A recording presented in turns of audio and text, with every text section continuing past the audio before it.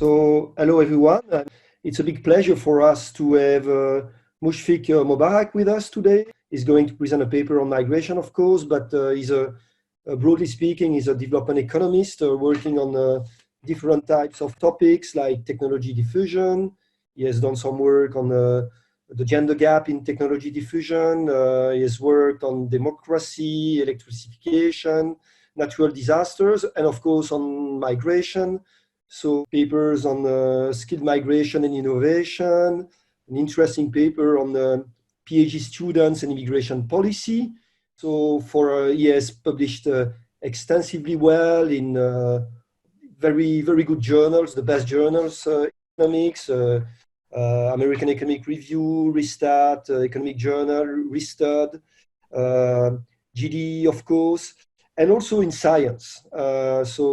So we are very, very pleased to have him on board. So he's going to present a paper on low-skill international migration and on the lottery program between Bangladesh and Malaysia. Mahesh, his co-author, will be also with us. So Mahesh will be able to answer direct questions, clarification questions that could be raised by some people in the audience. I think that it is something which is very efficient so that Mushfiq doesn't have to address these clarification questions. But so at the end of the talk, so the talk will be for 45 minutes. We will have 15 minutes for questions. So I'm going to turn my micro off and I'm going to give the floor to Mushfiq. So thank you very much to be with us. And you've got the floor, Mushfiq. Okay, thank you, Michel, for that kind introduction. Thank you, Simone, for the invitation. And a couple of clarifications right up front. It's efficient to have Mahesh here, not only because he can answer questions on the side, but because he'll actually answer those questions well. I mean, I know it's customary to say that co-author will answer harder questions, but in this case, it's actually true. His head has been in this paper a lot more than mine. I'm not sure why he asked me to present. And second, I have to apologize that one reason my head isn't totally in it is that we've gotten extremely busy with sort of COVID response work. And in fact, you'll see even for this paper, I will hijack a little bit of the time to discuss some COVID response, because part of our response has been to collect data. And some of the data that we've been collecting happen to be in the exact same sample that make up this particular evaluation to see how these families are now doing this month, like recontacted them this month. So I'll show you those results as well. And so I just haven't, and then as part of this, thanks to, the other co-author, Iffath, Sharif, and other colleagues who are in the room right now, as well as your colleagues at the World Bank, is that we're doing some insane tasks like trying to design a social benefit transfer system for Bangladesh and for Nigeria. And, it's just been very difficult to think sensibly about or deeply about research, right? So with that caveat in mind, let me get started. So what I'd like to make the point early on is that this form of migration that we are going to be studying, low-skilled internal migration that's from south to south, from Bangladesh to Malaysia, this is a very common form of migration, and it's important for us to get some numbers on it. And let's get started. Okay, so globally, there are about 270 million migrants in the world. Many of them are actually temporary workers who are in richer parts of Asia. When we think about migration in North America, Europe, we often think about these permanent migrants coming in from India, China, etc., into the US, Canada, UK, right? But if you just look at the raw numbers, right, the much more quantitatively important type of migration is from south to south. So it's like a Bangladeshi working in Saudi Arabia. It's not an Indian living in Silicon Valley. Okay? And they send a lot of money back. International remittances exceed, easily maybe triple the size of overseas development assistance. It's larger than the amount of remittance flow as a financial flow is much larger than foreign direct investment flows for low and middle income countries. And it also easily surpasses the amount of remittance that goes back to poor countries, easily surpasses any estimate of the gains from trade accruing to those low and middle income countries, right? But it also means that there's some downside risk, right? If countries are going to be that dependent on remittances, like we show here, right? And due to the global COVID crisis, there's a drop in those remittance flows that represents a really important risk, right? So that's one aspect of the risk. And the second aspect of the risk is that we know how the virus travels. It's through human-to-human transmission. So these migrants and migrant families also represent a large health or public health risk.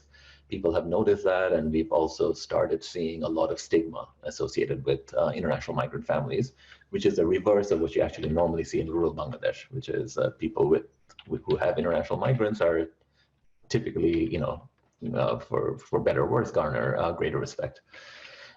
And so one of the things that we're learning during, with all of our data work during the past month is that we have to really think about the unique risks and challenges associated with migration in this kind of global COVID shock. Right? And in terms of how important it is, I mean, like our neighbor Nepal, 28%, where Mahesh comes from, 28% of GDP, remittance to GDP ratio is 28%. In Bangladesh, it's over the last 10 years, it's averaged around 10%, but now it's come down a bit, partly because of growth in other sectors like the ready-made garment sector. Right? So it's at 6%. And in spite of the fact that this is clearly a really important financial flow, well-identified estimates of the returns to international migration, especially for low-skilled workers, are pretty rare, and that's the gap we're trying to fill. Okay. And second, most of this international migration that we just talked about, these large numbers, they're actually happening along south-south corridors, right? So more than 10% of all those 270 million migrants we just identified, they actually are South Asians that live in Asia, but outside their own country of birth. Right? And in South Asia, the bigger countries, Bangladesh, India, Pakistan, Nepal, over 2 million get like migrant permits every year. Most of them get it for temporary, low-skilled and contract-based work. Right? A lot of them are hosted by the Gulf Cooperation Council countries, so in the countries in the Arabian Peninsula. And Malaysia, Singapore, countries in East Asia, the richer countries in East Asia, have increasingly become an important destination as well, right? So Malaysia is hosting close to 3 million Asian migrants, and 1.2 million of them are South Asians, and then Indonesia is another big source. Okay? And 19% of the global remittances flow to South Asia, and a large part of that comes from GCC and Malaysia. Okay? So that's where our evidence is coming from. And for this particular paper, the context is that partly due to concerns about migrants being taken advantage of by unscrupulous middlemen called dalal, like these companies that the private sector firms that try to match workers to employers in other countries. In reaction to that, the governments got involved directly to get the middlemen out of that equation. And so Bangladesh and Malaysia governments signed what's called a G2G agreement. And originally the agreement was to supply 36,000 workers from Bangladesh to low-skilled work in agriculture, in the Malaysian palm oil sector. Right? And so there were supposed to be 2-year contracts, and then the process was going to be managed by the government. And when the government of Bangladesh announced this opportunity, BMET, the Bureau of Manpower, Employment and Training, was the government agency handling this, and they put in a set of newspaper advertisements that there is this opportunity for migration to Malaysia. And one striking data point, which will not have much to do with our actual estimates, but it's quite striking to me that when the advertisement was made for 36,000 jobs, over 1.4 million Bangladeshis applied. Okay, so at that point, the government had almost no choice but to somehow figure out an allocation process. And luckily for researchers, they ran a lottery, and in fact, they got the Bangladesh University of Engineering Technology, BUET, to run the lottery for them. Okay, and so we've looked into this, and we have a lot of confidence that the lottery was actually done properly and fairly. Okay, and then there was a second lottery to pick prioritize 10,000 people out of that 36K for a first phase of transfers. Okay, and so what we had to do, so the government did all of this. We weren't running a randomized control trial. The government actually ran the trial essentially for us, right? Not for us, but just ran it themselves. And so all we had to do was 5 years later, we went and tracked down, we got the data on the contact information for everyone who participated in the lottery from BMET. And that lottery happened in 2013.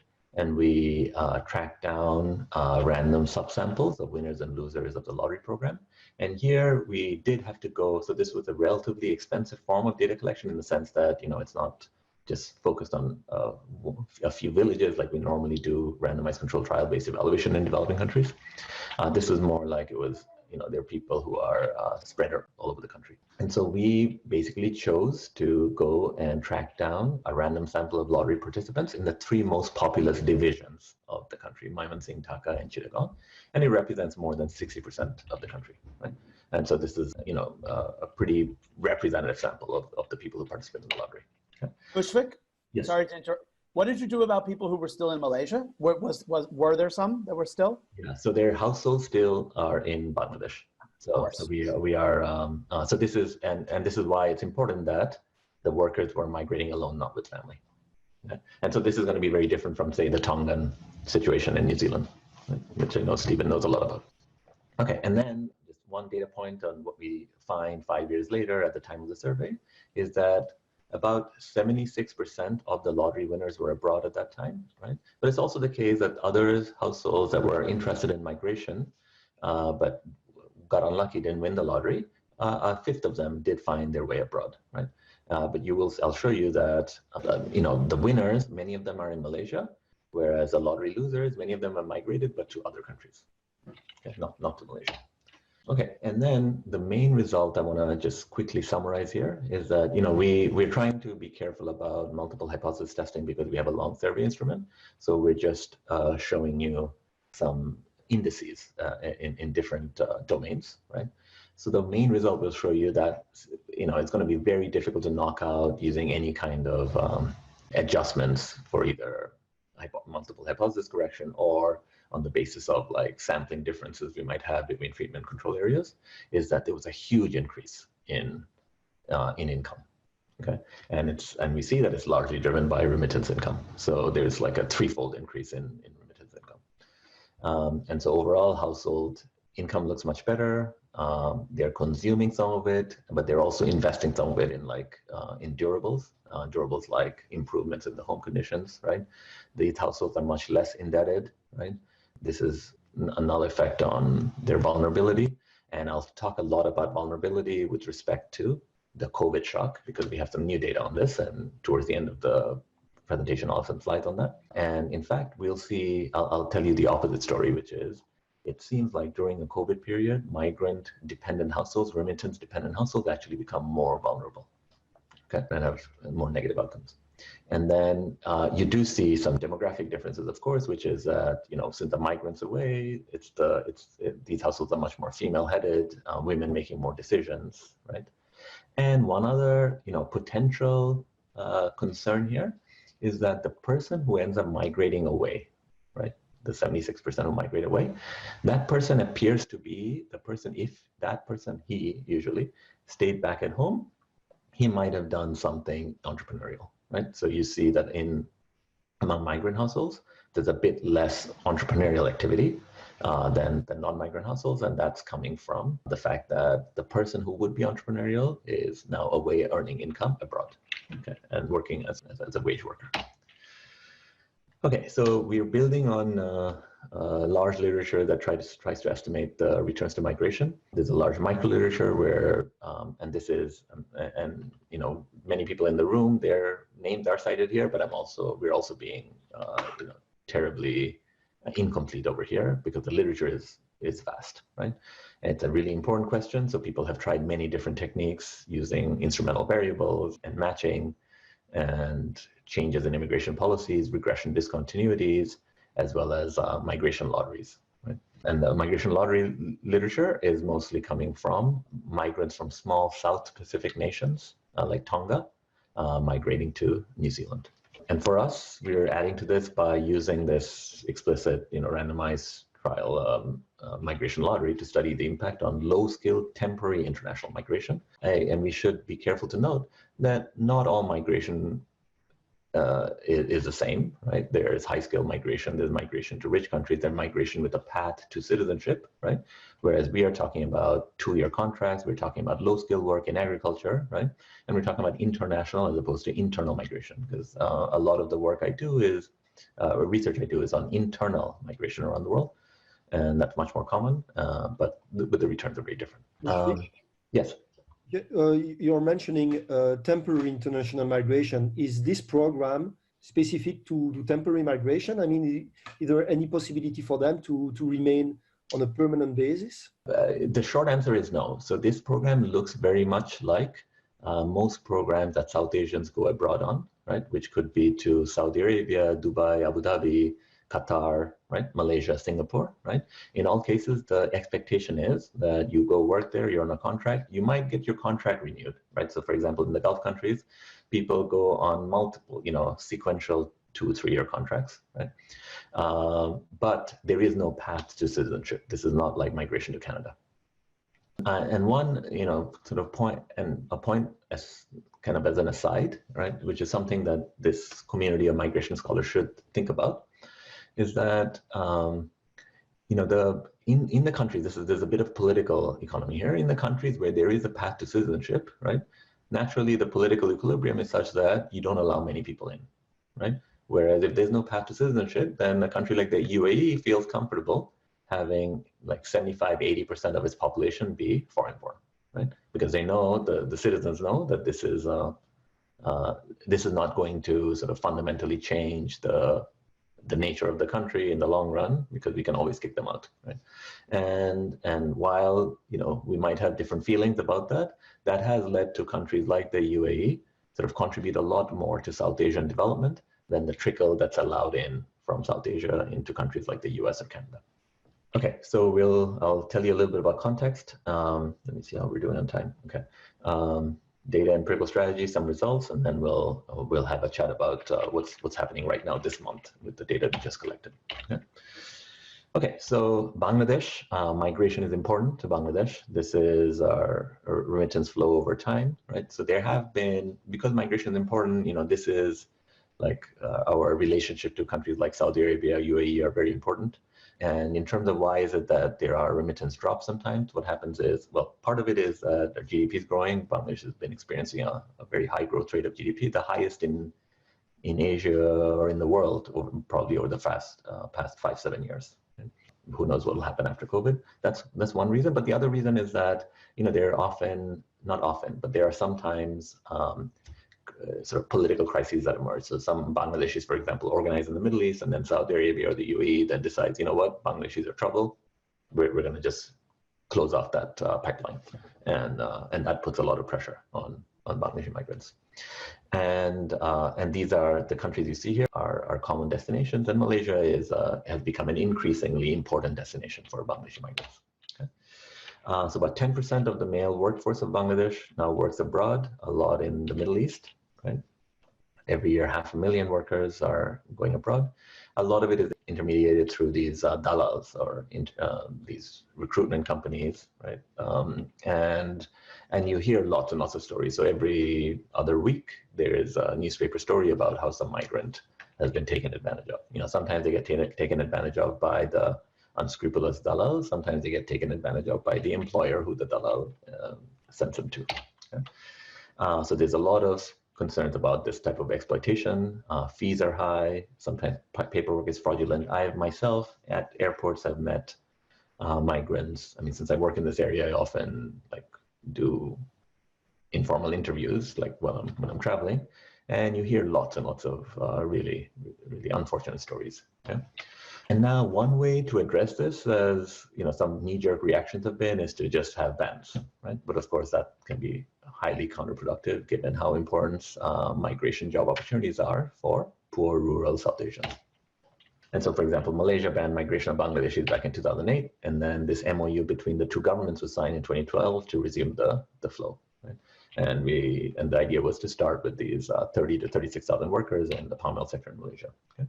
And the eligibility conditions are actually quite minimal, right? So the government of Bangladesh set up all these centers in different unions around the country. That's the sub-district. And all they had to do was people had to come in, take a picture, and they just had to satisfy the following conditions. They had to be tall enough, of a certain age category, and weigh at least 50 kilograms, and be able to lift at least 20 kilograms. So there was something there for them to lift. Right? So it was a very, very simple eligibility criteria for you to be able to participate in this particular lottery. And in January 2013, BMET announced its nationwide campaign to register interested applicants. And February, the lottery got conducted to select 36,000 workers. And then Malaysia then reduces its initial demand and decides to recruit in batches of 10,000 workers. Okay. And BMET conducted a second lottery to divide the winners into 3 phases. So that was this phase 1, phase 2, and you'll see that we'll collect data accordingly. I'll tell you about like people who are in the phase 1, people who are in phase 2, etc. Okay, and originally why I decided to collect separate data and separate treatment indicators for people in phase 1 and phase 2, our thinking was as follows: that look, people who are in phase 1, right, they have a high likelihood of going, and they actually go. Okay. And people who are in phase 2, what's interesting about them is that now they won the lottery, they've been notified that they won the lottery, right? So they now have higher likelihood of traveling to a better labor market, right? But they haven't yet had the opportunity to go because it's been slow, right? And then the question is, can we use the phase 2 group, right, in order to study what is the effect of having a higher likelihood of being at a destination, having higher access to a better labor market, but not the actual migration. So do people invest in skills, etc. Right? So we'll see that some of the data I'll show you is about pre-migration investments, right? But in reality, it turns out that a lot of the phase 2 people also got to go. And so this doesn't really give us a clean estimate of the investment effects, because part of the effects we'll see in these families will be the actual act of migration. So it didn't work out as cleanly as I had hoped, but good for them that they got to go. Okay, so applicants get notified by text message. Then there's this 10-day training. In March 2013, things move pretty fast. BMET prepares files on these workers and sends them to Malaysia. So in another project prior to Mahesh joining our team, we had this, first I was trying to just figure out, the BMET was really curious when we were trying to, get the data from them. So they were really curious, okay, what is it that these guys are doing? So we send them a list of people with their photographs, and then they send back a list of, oh, here are the visas, here are the subset of people who get the visas, right? And it was this very basic information they showed you. They can lift 20 kg, here's their height and weight, and here's the photograph. So I actually hired a person who does sort of this kind of image searches and machine learning to try and then we measure things like people's symmetry of faces, etc., to try and figure out what it is that ultimately the Malaysians were looking for, right? And we didn't really have much predictive power. So it just seemed like, they sent back a list, people got to go, and there's nothing even, your length and width of your face, the symmetry of your eyes, none of this is systematically predicting what led to, some people getting chosen to go, okay? So ultimately about close to 10,000 workers got to go. So now data collection, here I have to, I want to point out where the weakness of this paper is going to be. And that weakness is going to be, of course, a lottery is a lottery, that's easy, but the weakness that we'll have to think about, and hopefully there'll be questions that Mahesh will be answering, and Mahesh can also unmute himself and answer here, is look, when we go and try to track down people in the treatment and the control group, right, we'll have different tracking rates, right? And the reason is that the nature of the information available to us at the time of survey, right, is going to be different. So we have to be careful about, okay, is there some kind of differential tracking, differential attrition that is going to be able to explain away the results that we have, right? That these are not true effects. This is based on the fact that, let's say, migrants are away, like what was underlying Steve's question earlier, right? Migrants are away, they're harder to track down, right? And therefore we might be either over or underestimating the effects because the people who are harder to track down are the ones who, died or whatever, right? So we have to just be careful of thinking through that, and that's the main issue. Yes. Mushfiq, on that, this is Steve McKenzie on this. Can you talk about whether you tried to track people who moved internally? It wasn't it sort of seemed like you were going to these areas and then just trying to find who you could in those areas. But if they, your own work has shown sort of how much internal movement also helps in Bangladesh. And so in particular, the control ones, I know they normally don't move with their whole families, but if whole families have moved, I guess you're not going to have them. Right, exactly. If whole families had moved and they're not possible to track, then I wouldn't have them. But as you also correctly pointed out, David, in response to your own question, that a whole family moves are very, very rare in Bangladesh still, right? And you see this in my data. So for example, in the seasonal migration work I've done, where, you know, I went back and tried to track down the original set of people back in 2008 who I had encouraged through this, through some subsidies to move. Even in 2016, when I tried to track them down, I was able to track down like 99% of all families, both in the treatment and the control group, right? So including the people who were encouraged to move. And there are two things I'll say. One main reason is that whole house moves are uncommon.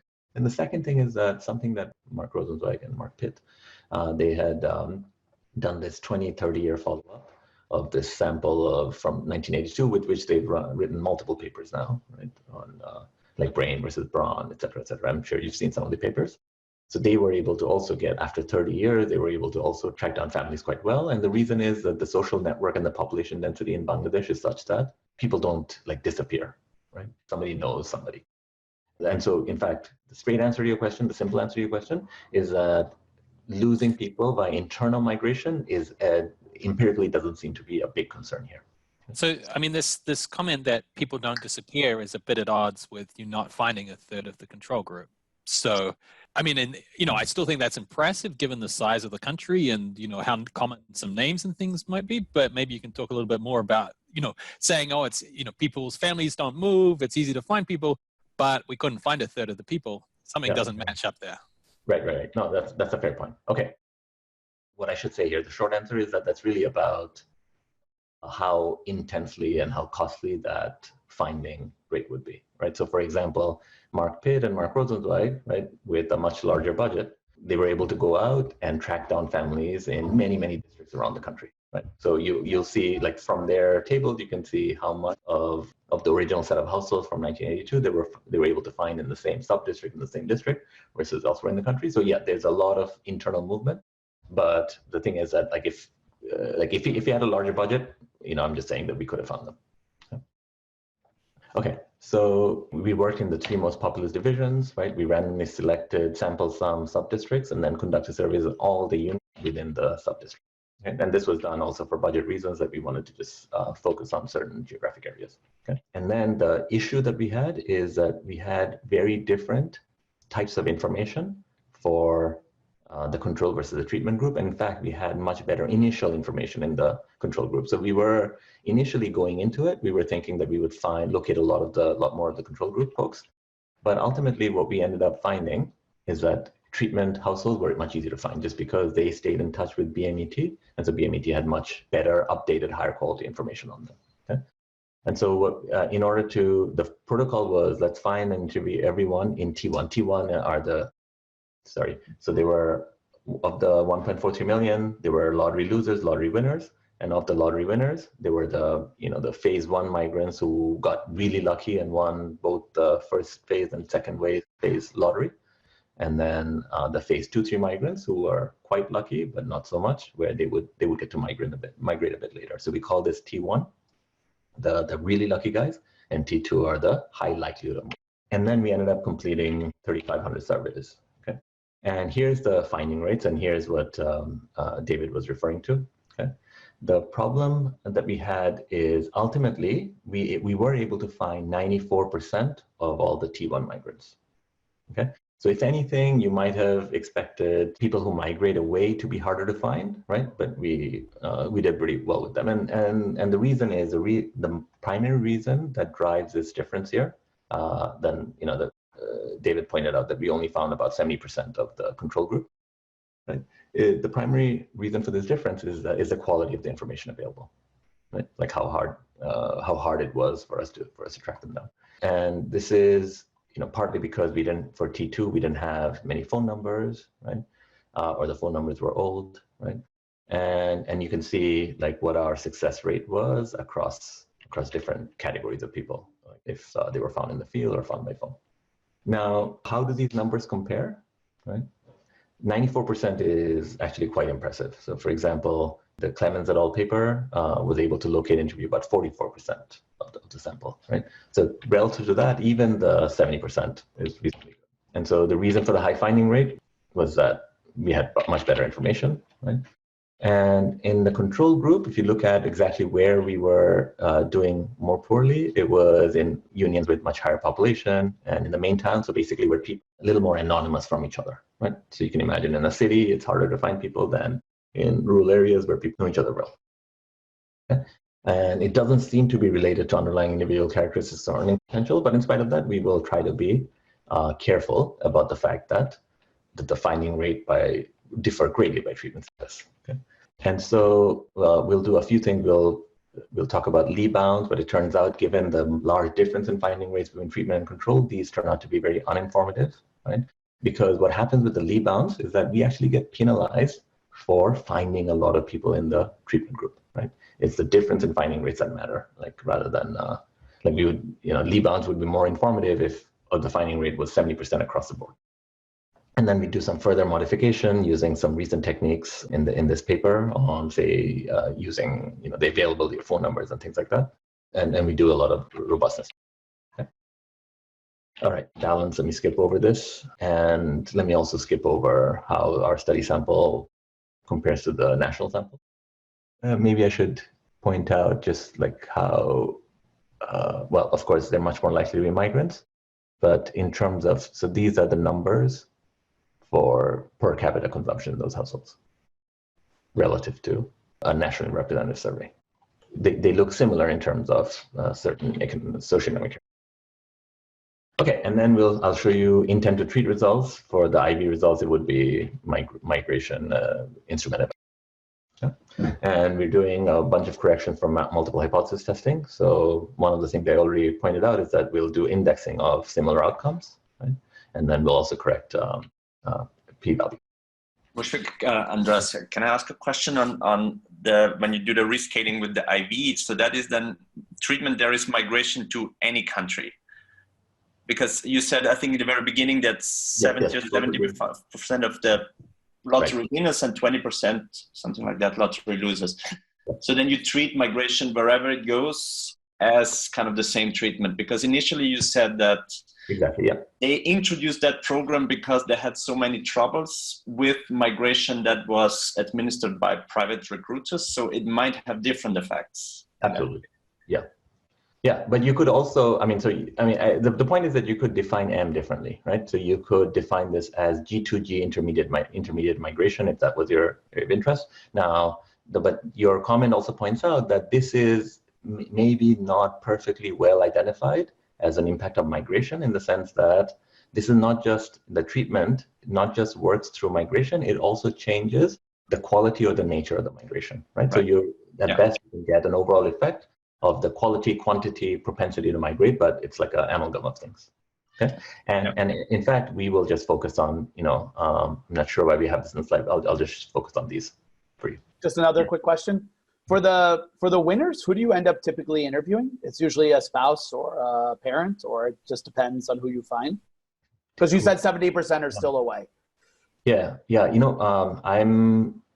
Mahesh, can you try to answer this? I don't actually remember what the breakdown was. Was it a spouse or was it a parent of the migrant?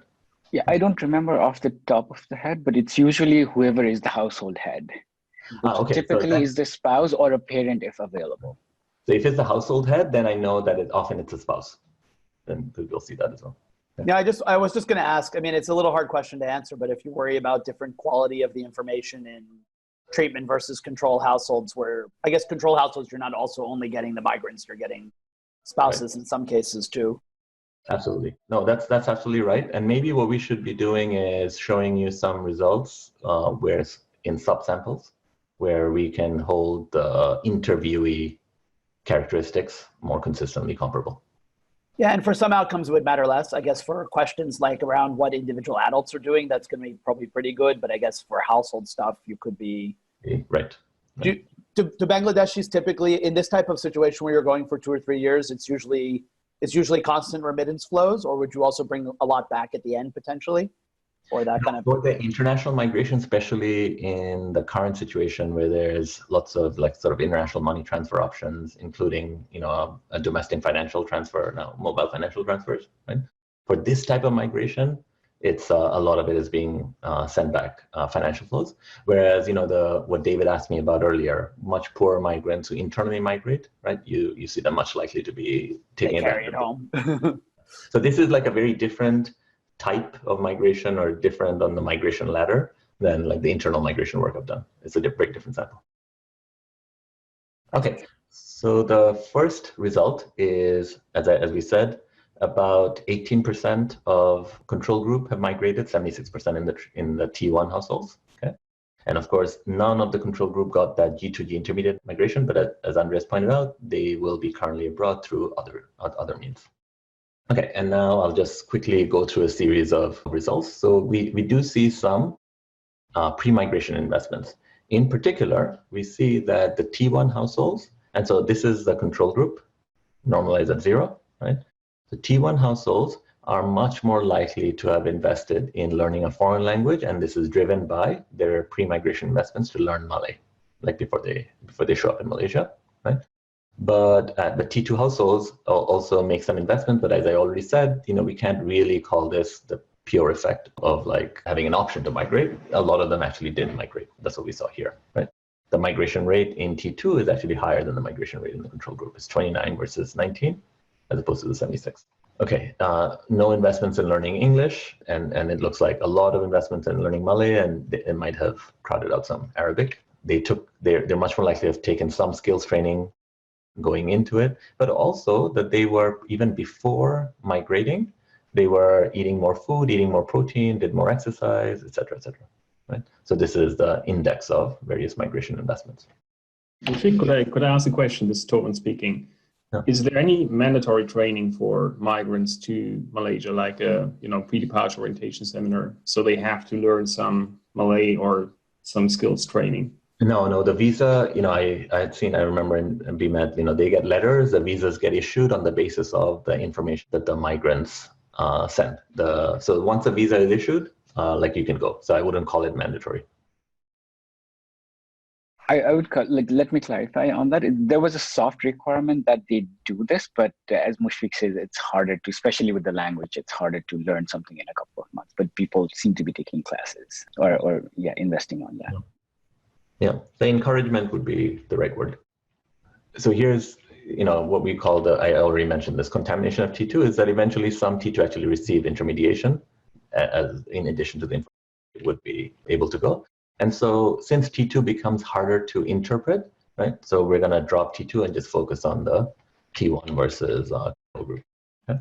And I'm trying to think about in the interest of time, let me skip over a bunch of numbers because I want to get to the COVID results, and I'm going to this is going to be much faster to show. Migrant earnings go up by a lot, right? And so overall, the index of labor income suggests that they're much more engaged in labor markets and they're earning more. However, even though there is a lot more activity happening outside, so one important household member has now left, there isn't any sort of substitution away from labor supply and income at home, right? So you get a whole bunch of zeros on what's happening at home. And as a result, because remittance income is going up, migration income is going up, but home income is not dropping, you see large increases in total household income driven entirely by the increase in remittance income. Okay? Mushfiq, how do you think about the costs and the consumption of the migrant themselves during this? So they're living in a different place, facing different costs of living. It wasn't clear to me how you're thinking about their own consumption, which you presumably cannot measure. You did some imputation or something, and then even their income, like their real income versus their nominal income, is different. Right, good. So here's two ways to answer this. So one is that the income increase we're talking about is nominal and measured in takas at home, right? But we separately measure household consumption, but this is consumption of the family staying behind at home, right? Where I'm just looking at how well the remaining family members are doing on a per capita basis. Does that make sense? So here, so this is the, consumption is sort of our answer to what is the real change that's happening, right? So at home, what you see is overall, this is the increase in the index of household consumption, but it's being driven by a total consumption per capita is going up by 22% at home, right? And so part of this is, of course, coming from the fact that the denominator is often one less, right? And some of it is coming from the fact that the numerator is a little bit higher. Okay? But this is measured in sort of real terms, in the sense that it's all consumption that's being measured at home with the same set of prices at play.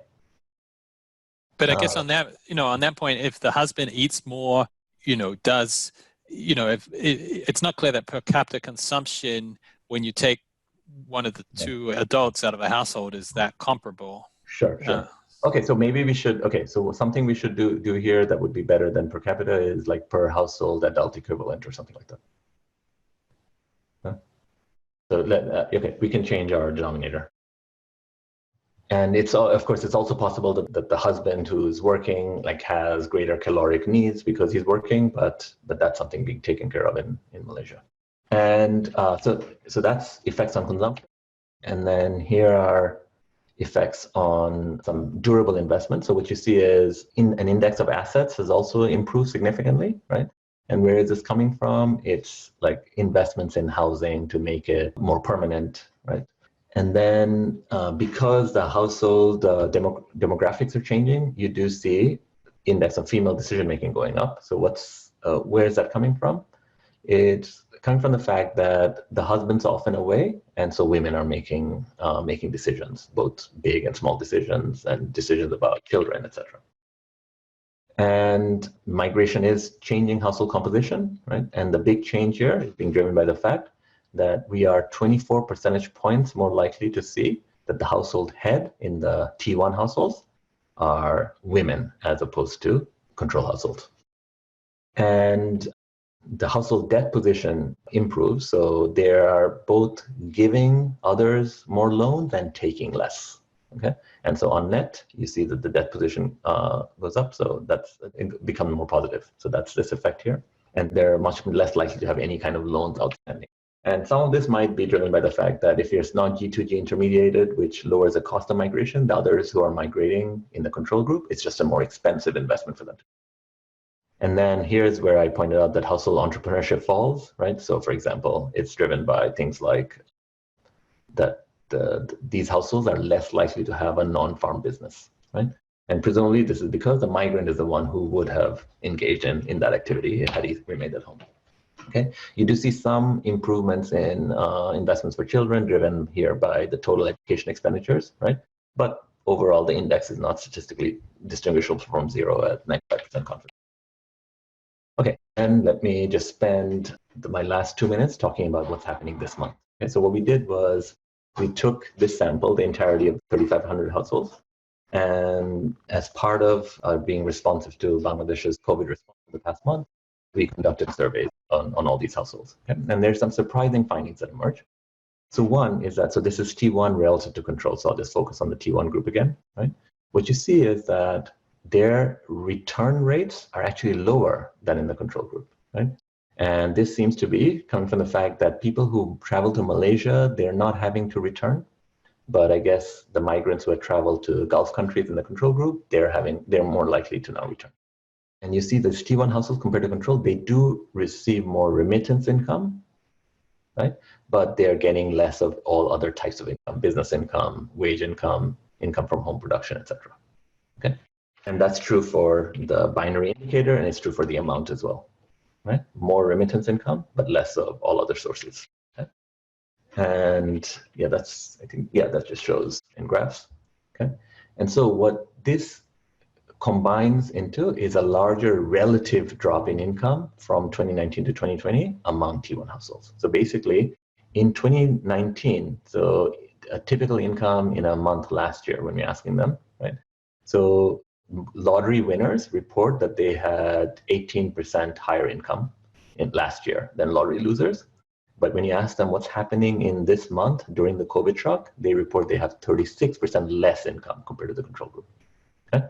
So something that this is the last thing I'll say, is that this effect that we're seeing of migrant families being more susceptible to the COVID shock and remittance-dependent families, right? This is showing up in our data in a variety of different ways, right? The link between COVID and migration, I think, is real, it's unique, and it's something that our community should be thinking carefully about. And just to give you another data point from another sample, I also, we have many other samples that we're tracking now for the last month. Right? And what you find in like the Rohingya refugee camps, right? If there's a recent migrant returnee in the community, those households, that triples the odds that those households report COVID symptoms compared to households that don't live in communities that have a recent returnee, right? So these migrants are also bringing the disease back. And so we've now actually created an index, and I can share that paper with the group if there's interest. We've created an index of COVID risk exposure for Philippines, for Bangladesh at the sub-district level on the basis of returnees. And you see like Civil Aviation Authority data of who returned to the country between January and March from places like Italy, Singapore, that is now highly predictive of the quarantines, but also testing, positive testing of COVID, etc., in those specific sub-districts, right? So I think migration and COVID are really tightly, intricately interlinked, and this is something that our community must think more about. And let me stop there.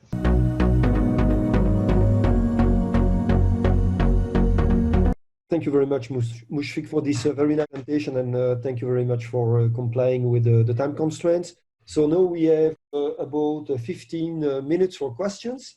So I'm going to turn my attention to Simone. Maybe Simone, you have collected a couple of questions. Not really so far. So we can open the floor both to the panelists and to other participants. It's better if you're a participant if you submit a written question, and then I will allow you to speak. Okay. Who wants to start? Can I ask a clarifying question that I'm not sure, Mushfiq, that I got it correctly? So you are measured at the time of migration or at the time of the survey, or some? Sorry, Simone, your word got cut off. What is measured at the time of migration or survey? The household outcomes. Okay. After or during the migration episode? So this was all of this was collected 5 years after. So what the research design here was the government, ran this lottery, right? There was no researcher involved. They weren't thinking about an evaluation or anything, right? Mm-hmm. It's just that from reading newspapers, we learned about the program, right? And then we went back to the government and negotiated data access. So can you give us the names and phone numbers of the people who participated in the lottery, right? Then we raised the money. And I think, David was helpful in helping us raise some of the money. Thank you, David. And and then by the time we showed up at their households to collect this data, 5 years had elapsed. Okay. There was also a question on the chat. It was left unanswered about some detrimental effect of this type of migration on remaining households. It seems that basically what you have produced is an optimistic picture of the type of migration. But so Bharat was talking about the migration in Nepal and talking about that it was destroying some households, some marriages in the origin. So mental effect on education or on children. So can you give sure about that? I think it's a valid concern, right? So I'll give a general response. So it turns out that a lot of these things we are tracking, but it's not showing up empirically as big concerns. But here are some of the valid concerns. So what happens when a household member migrates is that, say it's a dad, it's often a man who's going, right? So now it's changed both, the remittance income and earnings opportunities as we see here. But it's also changed time allocation within the household, right? So whether or not the parent has access to, the child has access to both parents, right? Or just one, right? And presumably both time and money matter, right? And so that's of course a valid concern. And of course, the other concerns about non-economic unintended consequences of migration, where migrants go and maybe find another family, or that leads to divorce rates, etc. Right? And actually, David knows really well.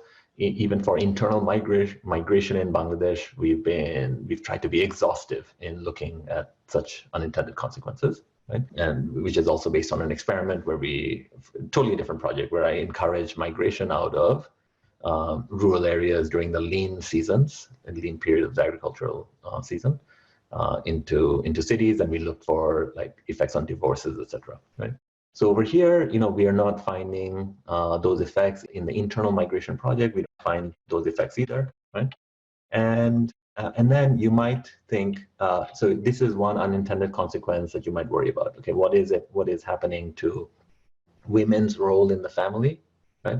When the men are away, and we are actually seeing, by standard measures of decision making and so forth, like women are doing better, but that does not necessarily mean that the status quo has changed, right? In fact, in the internal migration studies, we find, again, that while the migrant is away, we see these kinds of improvements in decision-making and role of women, right? But when the migrant comes back home, it goes right back to status quo, right? Which is that men continue to make decisions. So based on looking at these results, I cannot necessarily declare victory and say that, look, this is not only good for economics, it's also good for decision-making, right? We have to wait and see what happens when he comes back. Right. And then the other point here is, we are, so it's not only consumption of the migrant, right? Like household sanitation is improving, right?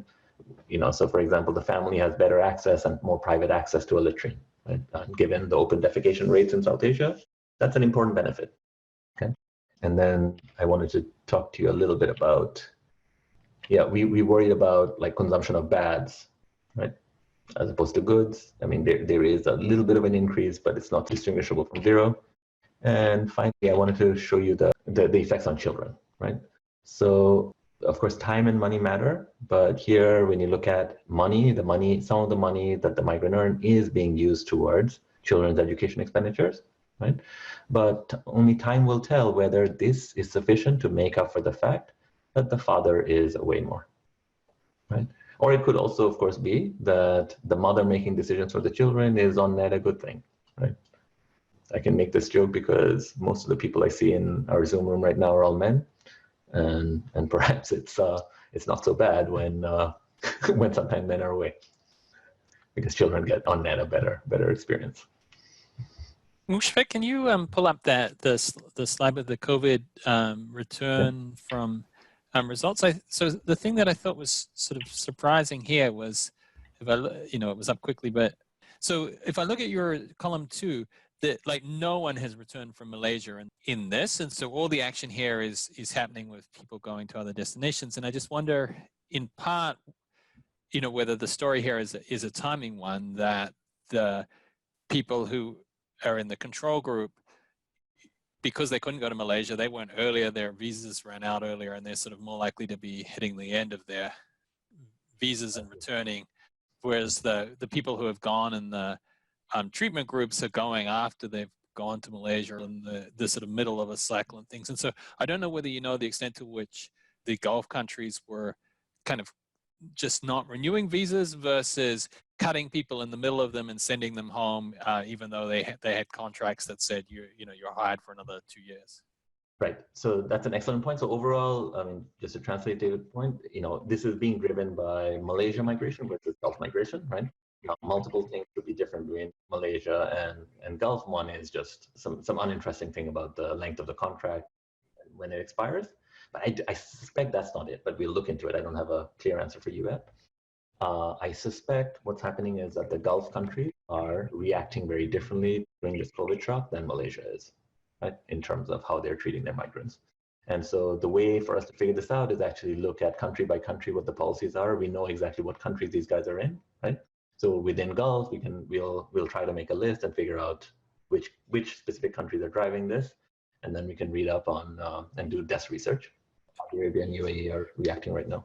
Yeah, I mean, the other point, of course, is just that there's probably fewer migrants from the treatment 1 in the Gulf to start with. So it's, maybe the relative, they're less likely to return because they were less likely to be there in the first place. So I guess I just don't know what to make of this as any No, but here's the overall migration rate return though. So what you're seeing is T1. Right, but look at column 2. Like no one is returning from Malaysia. So yeah. I mean, this was the surprising thing in your earlier results, was how many given that they were only meant to be on 2-year contracts, so many of them were still abroad. Yet, like no one's returning now. So maybe in between your last survey and now, they sort of contracts all ended and, they're now all at home. Maybe you can sort of inform us on that, or maybe they're all still in Malaysia. Obviously, you've got some remittances, so some of them are still abroad, yeah. But, there's, I guess it's just not clear how many, there may just be very few. What would be nice here is sort of a still abroad, any migrant still abroad column here as well, so we could compare that to any return. Yeah. Good point. Mushfiq? Just a question on something you passed over, I think, pretty quickly. Just in general, kind of what's the selection of who kind of how do the people who applied for this program compare to regular Bangladeshis? You said it's kind of an upper tier migration in some. I mean, clearly it's not doctors who could go to America, Yeah. but Yeah, because the AMA is a terrible mafia. exactly. Oh, yeah, here.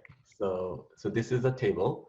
What we have is, this is our column 1 is our study sample, right? And in these columns, we are taking the nationally representative household income expenditure survey. It's like a LSMS style survey, right? And the most recent round was 2016, right? And so I'm showing you like all households, their averages, rural households, etc. Okay. And what is different? Okay, so you see our study sample is much less likely to be poor than rural households in Bangladesh. Per capita income is 55,000 taka as opposed to 47,000 taka. These are households that are who participate in the lottery are relatively better off compared to. Mushfiq, do you think it was knowledge about the program, or just the ability to lose somebody short term that makes it more likely that? Because you said it's not too. I mean, they have to pay their own costs also, but it's not so expensive because it's. Exactly.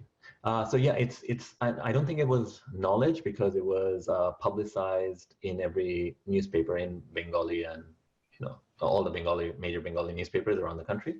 So it's not that. I think it's that even the very basic requirements like basic literacy, right, filling out forms and things like that, right, that's probably shielding out people who are extremely poor.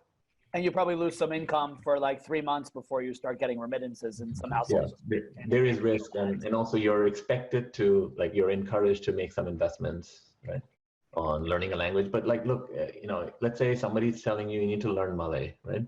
If you've never been to school ever, right, then it's just a much bigger hurdle to climb.